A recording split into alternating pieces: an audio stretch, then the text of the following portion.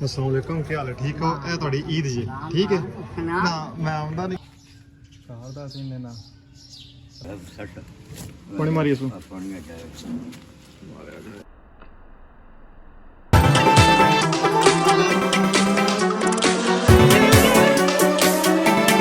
Welcome to another vlog. Pakistan और पूरी दुनिया के अंदर सनी व्लॉगर देखने और सुनने वालों को मेरी तरफ से अस्सलाम वालेकुम और ईद मुबारक। और आज का व्लॉग स्पेशल और स्पेशल ईद के ऊपर बेस है, क्योंकि आप लोगों को पता है ये ईद उल कुर्बा है।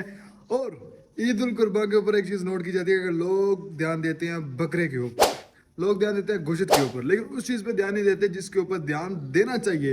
यानी कि हर गरीब को गोश्त तो मिल जाता है, लेकिन उसको घी, टमाटर, प्याज ये चीज़ें नहीं मिलती।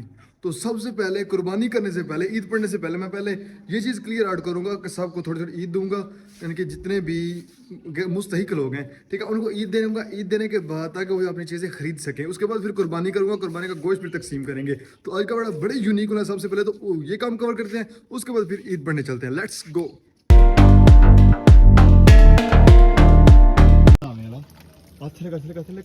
ऐसे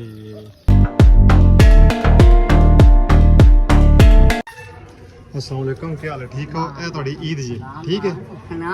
मैं आऊंदा नहीं 2000 years later.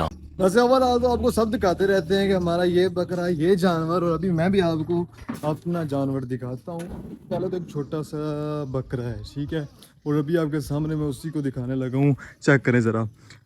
अभी इसकी कुर्बानी होगी, ठीक है, राजू की। और इम्पोर्टेंट चीज़ जो क्या है, जो मैं आपको बताना चाहता हूँ, यहाँ पर लोग 3-3 दिन के पहले बकरा लाते हैं और उसकी इतनी इमोशनल वीडियो बनाते हैं। तो फिर मुझे पूछे मेरी जो फीलिंग है वो कैसी होगी, क्योंकि पूरे 1 से 1.5 साल तक इसको पालता था। अभी ये बिल्कुल बच्चा था तो तब से इसको पाल रहा हूँ। और इसकी यहाँ पे माँ भी है, और ये इसकी माँ है, ये इसकी सिस्टर है। और अब खुद अंदाज़ा लगाएं कि 1.5 साल जिसने पाला है उसकी फीलिंग क्या होगी। वो जो 3 दिन के बाद रजब फैमिली यहाँ पे सिस्टर लोग, यहाँ ढकी भाई लोग करते हैं, उनके इमोशन कैसे वो रो रहे होते हैं। तो फिर देखो हमारी क्या फीलिंग होगी, हमारा क्या जिगरा होगा कि जब हम इसको करेंगे। तो खैर अब चलते हैं, अभी टाइम भी हो चुका है और मैं कॉल भी करता हूँ चाचा अशरफ को कि जल्दी पहुँच और इसको करते हैं।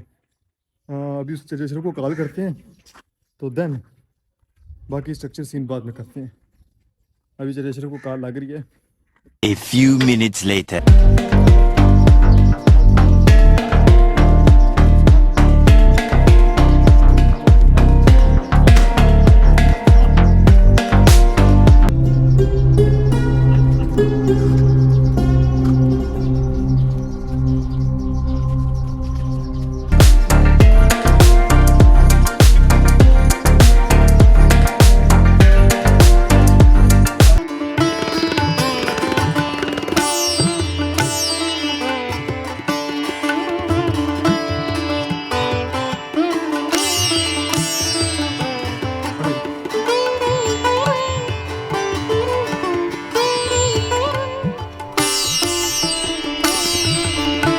और अभी हम लोग कुर्बानी करने के बाद गोश्त की कटाई कर रहे हैं और आप लोग यहाँ पे देख सकते हैं।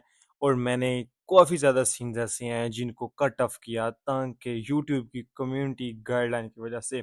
सो अभी गोश्त की कटाई कर रहे हैं, आप लोग गेस करें कि कितना गोश्त निकला होगा बकरे से। मैं आपको एक हिंट दे देता हूँ कि 15 केजी से 25 केजी के मिड में, यानी कि इनके मिड में कोई फिगर है जितना गोश्त निकला। बहरहाल मैं वीडियो के एंड में ज़रूर बताऊंगा कि कितना लगा। खैर आप ये भी एस्टिमेट लगाएं कि कितना होगा। वीडियो को आपने देखा होगा, बकरा भी आपने देखा होगा, सो आप बताएं। और ये भी मुझे बताएं कि आपके एरिए के अंदर कटाई करने वाले कितने पैसे लेते हैं। हमारे एरिया के अंदर कटाई करने वाले 2500 रुपये लेते हैं बकरे का और 7000 रुपये ले रहे हैं बड़े जानवर का। लेकिन मैंने सुना है कि जो बड़े शहर हैं लाहौर, इस्लामाबाद, वहाँ तो तकरीबन 20-20, 25-25 हज़ार रुपये ले रहे हैं जस्ट फॉर एक बड़े जानवर के लिए। अब ये नहीं पता कि ये सच है या झूठ है। बहरहाल आप कमेंट के अंदर बताएं मुझे।